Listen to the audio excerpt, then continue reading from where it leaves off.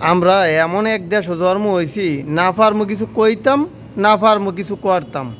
আল্লাহ আম করে এমন পজিশনে দুনিয়াত ফাড়াইছে, আমগো কাছে কোনো ক্ষমতা দিয়ে ফাড়ায় নাই আল্লাহ, যার কারণে আমরা কিছু করতে পারি না। আর যা করে ক্ষমতা দিছে তারা হয়েছে বিশ্ব বাটপার।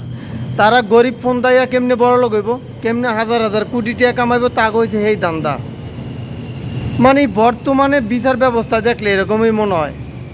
ঠিক আছে, আমার টেয়ায় আমি বিদেশ আমু, আমার বাড়ি বেচার টেয়ায়, আমার গাড়ি বেচার টেয়ায়, আমার গরু বেচার টেয়ায়, আমার এই স্বর্ণ অলঙ্কার বেচার টেয়ায়, আমার সুদের টেয়ায় আমি বিদেশ আমু। টেনশন আমার।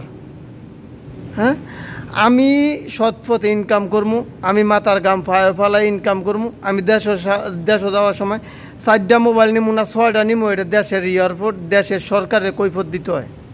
এমন একটা দেশও আমার জন্ম হয়েছে, পৃথিবীর অন্য কোনো দেশও এরকম কাহিনী চলে না, এরকম নাটক চলে না, শুধু বাংলাদেশই চলে।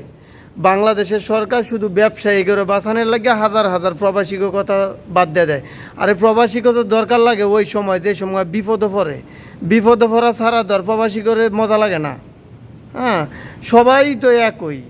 ক্ষমতা এই যে আসিফ নজরুল ক্ষমতা তাওয়ানোর আগে কি কইছে, হ্যাঁ এমন কাজ করব, কাজ করতে করতে মানুষের মন জয় করে লাভ, হ্যাঁ এমন কাম করে গেছে, হোকামেরা দিয়ে গেছে মালয়েশিয়া।